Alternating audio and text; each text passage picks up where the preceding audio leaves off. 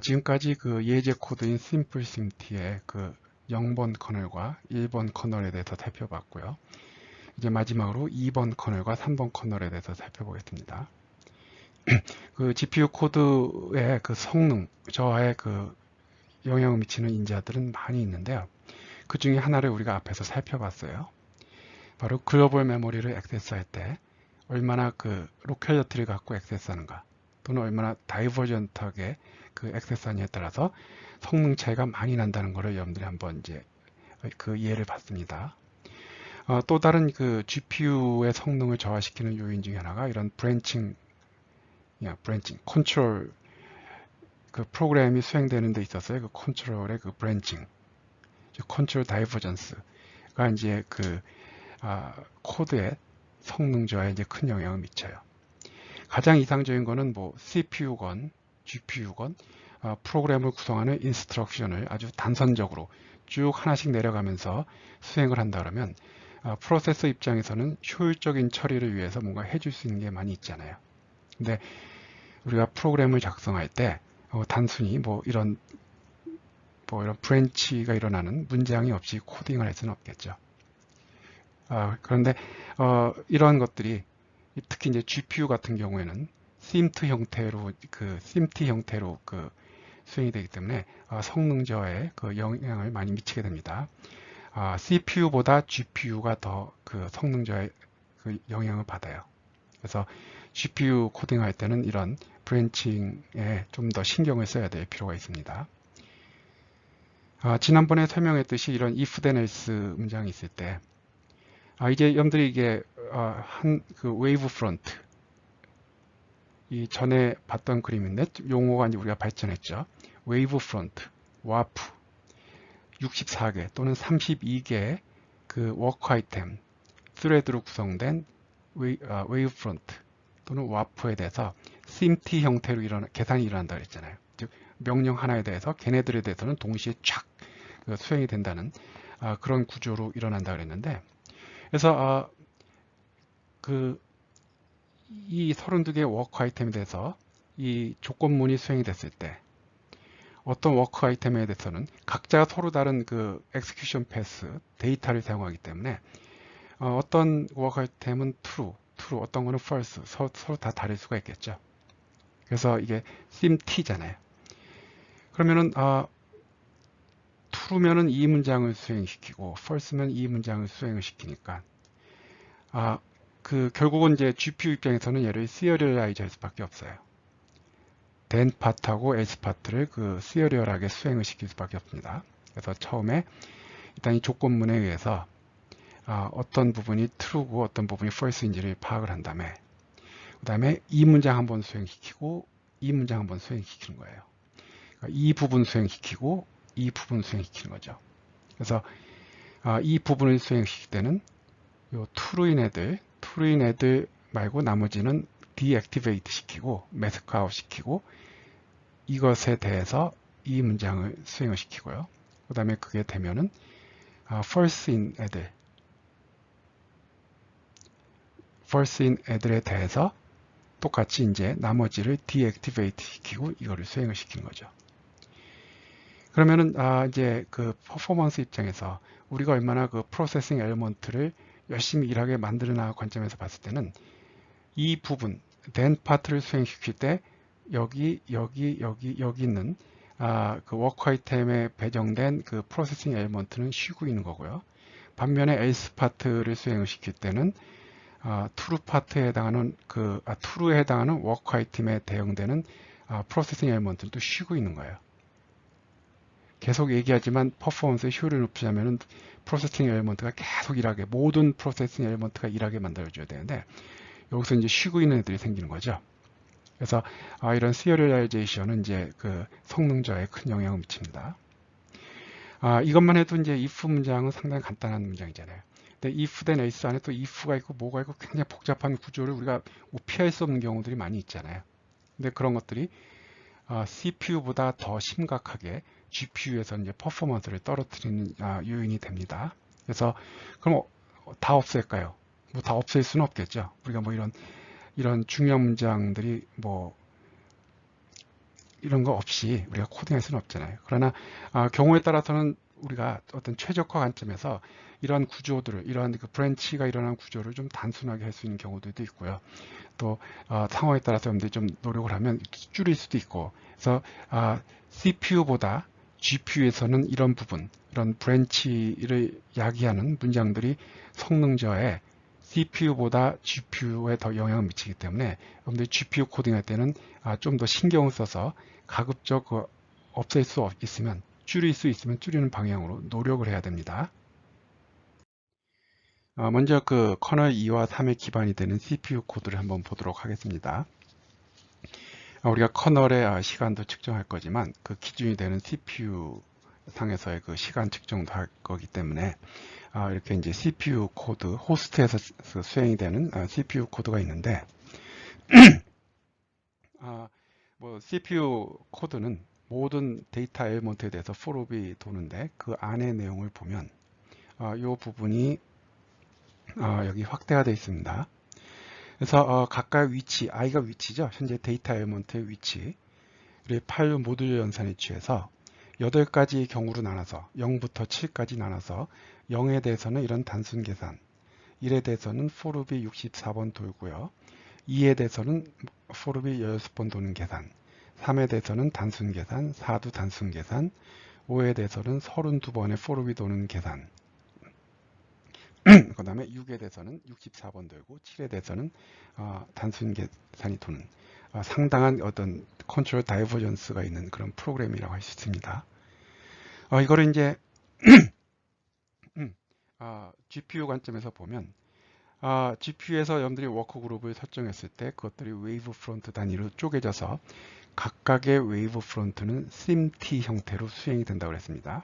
즉 하나의 웨이브 프론트 안에 있는 편의상 32개라고 하겠습니다. 32개의 워크 아이템들은 명령 하나에 동시에 쫙 계산이 일어나는 그런 구조를 가진다고 그랬는데, 그러면 이제 그 32개의 그 워크 아이템에 있는 그 웨이브 프론트 안에 있는 워크 아이템들의 위치에 따라서 이것들이 다 그 32의 배수로 딱 정렬되어 있으니까요. 그 자신의 위치에 따라서 0인지 1인지 2인지에 따라서 8개씩 4개의 묶음으로 그 조각이 나겠죠. 32개니까 8개씩 묶으면은 4개의 그 그룹으로 나눠질 거예요. 그러면은 이 0에 해당하는 경우는 0번 워크 아이템, 로컬 아이디가 0번인 거, 8번인 거, 16인 거, 24번인 거는 이 계산이 일어날 거고요. 그 다음에 그 로컬 아이디가 1번인 워크 아이템부터 시작해서 8개씩 건너뛰어서 나오는 4개의 워크 아이템에 대해서는 이 계산이 일어날 거고요. 그런 식으로 이제 전체 32개의 워크 아이템들이 이제는 4개씩 8 묶음으로 묶여서 8부류로 나눠져서 각각 이제 서로 다른 계산이 일어날 거예요. 그래서 그 구조를 보면 이 상당히 그 이제 그 SIMT 계산에 있어서 퍼포먼스를 떨어뜨리는 구조라는 걸 알 수 있습니다. 왜? 0번, 8번, 16번, 24번을 수행을 시킬 때는 그거에 해당하는 이 명령을 수행시킬 때는 딴 애들은 딴 그 워크 아이템에 할당된 프로세싱 엘리먼트는 쉬고 있어야 되잖아요. 그러니까 상당히 이제 비효율을 발생하는 구조라고 할 수 있습니다. 그래서 커널 2와 커널 3의 차이는 앞에서 0과 1의 그 기본적인 그 차이를 가지고 있고요. 그래서 그냥 로컬러티를 가지는 메모리 액세스 구조인지 아니면 굉장히 다이버전트한 그 메모리 액세스를 가진 구조인지 그 차이가 0번과 1번과 같이 있고요. 거기에 이런 이제 컨트롤 다이버전스에 해당하는 코드가 들어간 거예요. 그래서 나의 위치에 따라서 상당한 그 브랜치가 있는 그런 코드라고 여러분들이 보면 되겠죠. 그래서 뭐 아까도 얘기했듯이 뭐 로컬 아이디가 0번, 16번, 0번, 8번, 16번, 24번인 애들은 이 코드가 수행이 되니까, 그리고 32개가 동시에 움직이는 SIMT니까 그 4개가 이 부분을 수행시킬 때 나머지는 쉬고 있어야 되는 뭐 그런 구조라고 보면 되겠습니다. 그래서 그 커널 2와 3의 이제 시간 측정 결과를 CPU에서의 시간 측정 결과와 비교해 보면요. 그래서 요 AMD1은 MV1은 요 GPU들이라고 그랬고요. 요거는 그 맥북 프로에 들어간 2020년형 그 맥북 프로에 들어간 노트북용 그 GPU고요. 요거는 고성능 PC에 들어간 그 GPU입니다. 그리고 CPU는 이 CPU와 이 CPU가 같은 게 아니라 당연히 이 CPU는 노트북에 장착된 CPU고요. 요거는 그 고성능 PC에 장착된 CPU입니다. 그래서 이 CPU는 그 코어가 8개짜리고요. 요거는 코어가 16개 아니면 24개인데 우리 대학원생이 쓰고 있는 거라서 정확히 기억은 안 나지만 아마 요 CPU는 아마 코어가 16개짜리입니다. 로 생각을 내가 알고 있어요. 그래서 뭐 둘 다 상당히 뭐 좋은 CPU입니다. 그냥 아주 성능이 낮은 CPU가 아니라 어떻게 보면은 노트북에 들어가는 최고 사양의 CPU고, 그 다음에 그것도 16개짜리 코어, 최소 16개 코어를 가진 CPU니까 상당히 좋은 CPU라고 여러분들 생각하면 되겠어요. 근데 일단 절대적인 시간을 보면 아까보다 뭐 상당히 값들이 커졌죠. 뭐 당연히 뭐 그렇게 지저분한 코드고 뭐 후룹도 많이 도니까 뭐 절대적인 시간이 뭐 커질 건 뭐 당연하고요. 근데 여기서 이제 여러분들이 이제 하나 내 생각에 이제 이거는 내가 이 데이터를 보고 이제 생각이 드는 게, 여기서 우리가 뭘 알아야 될 건가, 뭘 관찰해야 될 건가를 여러분들이 이제 우리가 이제 봐야 되는데, 일단 뭐 노트북용 GPU건 뭐 PC용 GPU건 역시 그 로컬러트를 가지고 메모리를 액세스하는 게 굉장히 다이버전트하게 글로벌 메모리 액세스하는 것보다는 뭐 보편적으로 성능이 더 좋습니다.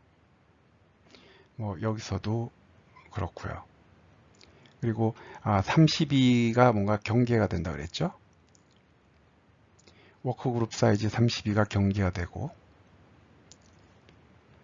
그리고 이쪽으로 갈수록 뭐 대략 반 정도 성능이 떨어지고요. 대략 뭐 정확히 반은 아니지만 성능이 뚝 떨어지고요. 여기서는 좀 더 잘 버텼네요. 근데 이제 이거 하고자 하는 얘기는 뭐냐면은 이 노트북인 경우에는 뭐 거의 뭐 비슷한데, 32 워크그룹 사이즈가 32의 배수일 경우에 뭐 성능이 뭐 거의 그 CPU 대비, 요 숫자는 CPU 대비 몇 배 빠져드는가 하는 건데 뭐 대략 이렇게 일정하게 나왔고요. 그 다음에 엔비디아 그 PC용 GPU에서도 뭐 32부터 이렇게 나왔는데, 요게 떨어지는 요것도 한 200 정도 나올 거라고 예상했는데, 지난번에 얘기한 것처럼 약간 좀 떨어져 있는 게, 그 이유는 아직 내가 잘 모르겠어요. 근데 어쨌든 뭐 이 정도에서 성능이 좋게 나왔어요. 근데 중요한 거는 요 커널 2의 경우에 지난번 그 커널 0과 1과 비교했을 때 이 스피드업이 상당히 떨어져 있죠. 왜냐면 이 수치가 그 커널 0에서는 거의 320배인가 그랬고요. 그 다음에 여기서는 700 몇십 배 정도 됐거든요. 그거에 비하면 CPU 대비 그 성능이 상당히 떨어져 있는 거를 볼 수 있잖아요. 물론 뭐 55배씩이나 빠르고 236배씩 빠르지만 단순한 컨트롤 스트럭처 그 구조를 가질 때는 320배, 그 다음에 700 몇십 배인데 CPU 대비 성능이 많이 떨어진 것을 볼 수 있어요. 그 얘기는 이제 내가 이제 이거로부터 이제 추정하는 바는 CPU보다 GPU가 이런 그 컨트롤 다이버전스에 더 취약하다는 거를 보여준다고 할 수 있거든요. 그거는 그럴 수밖에 없어요. 왜냐하면 CPU는 구조 자체가 여러분들이 아키텍처에서 뭐 잘 배웠겠지만 그런 여러 개 그 메모리를 효율적으로 액세스하기 위한 뭐 캐시 구조, 그다음에 이런 컨트롤 다이버전스에 대한 피해를 최소화하기 위한 그런 로직들이 CPU에 많이 들어가 있잖아요. 근데 GPU는 가급적 그런 거를 최소화하고 많은 코어 프로세서를 박아놔서 단순 계산을 빠르게 하는 그런 방향으로 만들어진, 그런 방향에서 출발한 프로세서거든요. 그러니까 이런 컨트롤 다이버전스가 생겼을 때 GPU는 더 취약할 수밖에 없는 구조예요.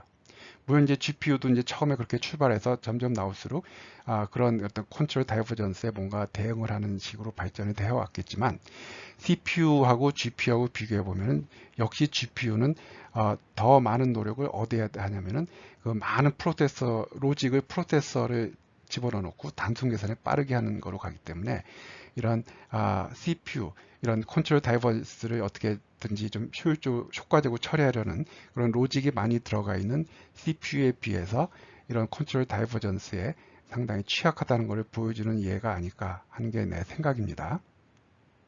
그래서 우리 두 가지, 하나는 지금까지 한 것 중에 두 가지. 그래서 이제 글로벌 메모리 액세스 할 때는 로컬리티를 가지고 액세스 해야 되는 게 중요하구나. 그 다음에 CPU보다 GPU에서는 이런 브랜치가 발생하는 그런 그 컨트롤 스트럭처들이 더 피해를 줄 수 있구나 하는 걸 여러분들이 이제 그 두 가지를 이제 명심하면 되겠습니다. 이제 그 심플.simT 예제 코드에 있는 그 커널 코드에 대한 이제 수행 결과를 이제 정리를 하겠습니다. 그 이전에 이제 그 앞에서 글로벌 메모리 액세스 부분을 다룰 때 내가 설명하지 않은 굉장히 중요한 용어, 개념이 있는데요. 그거부터 이제 먼저 이야기를 하고 넘어가겠습니다. 바로 여기 있는 이제 코어레스 메모리 액세스인데요. 코어레스라는 뜻이 뭔지 이제 사전을 보면 뭔가 두 개 또는 두 개 이상의 것들이 하나로 뭉쳐지는, 하나를 형성하는 그런 뜻입니다. 어떤 두 개 이상 것들이 코어레스 한다 하는 거는 그것들이 하나로 이제 뭉쳐져서 하나를 형성한다는 그런 뜻이에요. 그게 이제 메모리 액세스하고 무슨 관련이 있냐면 하나의 그 웨이브 프론트를 구성하는 워크 아이템들이 뭐 32개의 워크 아이템들이 4바이트씩 글로벌 메모리를 액세스할 때 각각 한 번씩 4바이트씩 갖고 오는 그런 메모리 트랜잭션이 32번이 일어나는 게 아니라 만약 이 32개의 워크 아이템들이 가져오려는 그 메모리의 그 영역이 128바이트, 가장 이상적으로 128바이트의 그 얼라인이 돼 있다 그러면 이 32개를 각각을 갖고 오는 게 아니라 얘네들을 하나로 뭉쳐서 128바이트로 하나로 뭉쳐서 한 번의 메모리 트랜잭션을 통해서 갖고 오는 그러한 형태의 그 메모리 액세스를 코어레스 메모리 액세스라 그래요. 물론 뭐 예를 들어서 16개는 이쪽 부분을 16개, 또 이쪽 워크 아이템들은 이쪽 부분 16개라면 이쪽을 하나로 뭉쳐서 그 메모리 트랜잭션이 일어나고요. 이쪽 영역을 액세스하는 그 16개를 또 하나로 뭉쳐서 또 메모리 트랜잭션이 일어나겠죠. 그래서 각각의 워크 아이템들이 그 액세스하는 그 메모리에 있는 데이터들을 캐시라인 구조에 맞게 코어레스에서 메모리를 액세스한다 하는 게 바로 이제 코어레스 메모리 액세스입니다. 그래서 이거는 뭐 GPU 쪽에서 이제 아주 보편적으로 쓰이는 그런 용어고요. 그래서 이제 커널 0과 1은 코어레스트 메모리 액세스 하냐, 다이버전트한 메모리 액세스 하냐. 커널 2도 코어레스 다이버전트. 근데 여기는 브랜치가 없는, 컨트롤 브랜치가 없는, 여기는 있는 이제 그런 차이가 있어요. 그래서 이 내용들은 하나하나 다 설명을 했기 때문에 또 뭐 설명을 할 필요는 없을 것 같아요. 선생님들이 지금까지 한 내용을 잘 들어서 이해했다면 내가 한번 이걸 가지고 다른 사람한테 이런 커널들은 이런 특성이 있고 이래서 이러한 성능 차이가 났다 하는 거를 여러분들이 한번 한번 다른 사람한테 프레젠테이션 하는 걸 한번 연습해 보는 것도 좋지 않을까 합니다. 그래서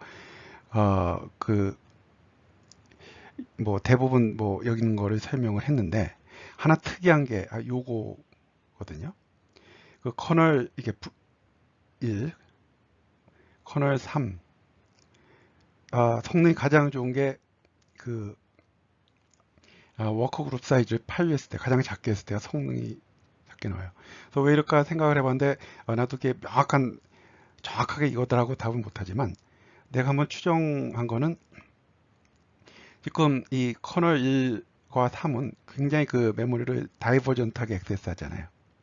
그러니까 32개에서 32개의 워크 아이템으로 구성되어 있다 그러면은 그 워크그룹이 32개의 굉장히 많은, 굉장히 그 다이버전트한 그 지역의 메모리 액세스하니까 뭐 그 지역에 대한 데이터가 캐시에 안 들어가 있다면 32번의 그 메모리 트랜잭션이 일어나는 경우잖아요.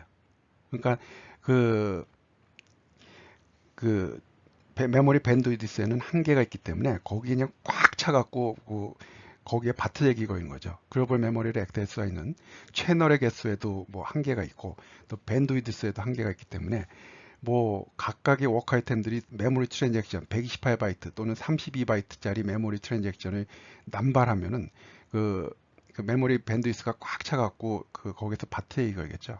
근데 오히려 여기서는 32개의 그 틀에서 8개만 쓰는데, 그러니까 8개의 그 다이버전트한 메모리 트랜잭션이 일어나니까 오히려 메모리 액세스에서 그 바트랙이 되는 게 더 감소되지 않았을까. 그런 좀 생각이 듭니다. 그래서 오히려 얘가 어차피 이 줄은 망가진 겁니다. 이 줄은 그 메모리 액세스가 상당히 다이버전트하기 때문에 뭐 성능 관점에서는 망가진 상태인데 오히려 차라리 그 다이버전트한 메모리의 그 트랜잭션의 개수를 줄이는 게 더 성능이 좋지 않았을까? 왜? 뭐라 그랬어요? 하나의 그 웨이프런트는 32개의 워크 아이템으로 되어 있는데 8개의 워크그룹 잡았다는 거는 8개만 작동하고 나머지 뭐 24개는 작동을 안 하고 있는 아주 비효율적인 상황임에도 불구하고 이렇게 성능이 좋게 나왔다는 거는 이거는 메모리 트랜잭션하고 관련이 있지 않을까. 어차피 얘네들은 굉장히 그 각각의 워크 아이템들에 대해서 메모리 트랜잭션이 캐시 라인에 들어오는 뭐 128바이트건 32바이트건 캐시 라인에 들어오는 그 메모리 트랜잭션을 워크 아이템도 하나씩 다 발생을 시킬 텐데 차라리 그 효율이 떨어지더라도 32개 중에 8개 워크 아이템만 일하게 하고 메모리 트랜잭션을 줄이는 게 어떤 메모리 액세스하는 데 있어서 바트랙을 줄여갖고 그 정도를 좀 줄여갖고 오히려 더 성능이 좋아진 게 아닌가 하는 게 내 개인적인 추측인데 뭐 그건 틀릴 수도 있으니까 여러분들이 다른 의견이 있으면 언제든지 그걸 한번 뭐 Q&A를 통해서 한번 자신의 의견을 한번 밝혀보는 것도 좋을 것 같습니다. 그래서 이것으로 이제 심플 심티에 있는 4개의 커널에 대해서 이제 강의를 마치도록 할게요.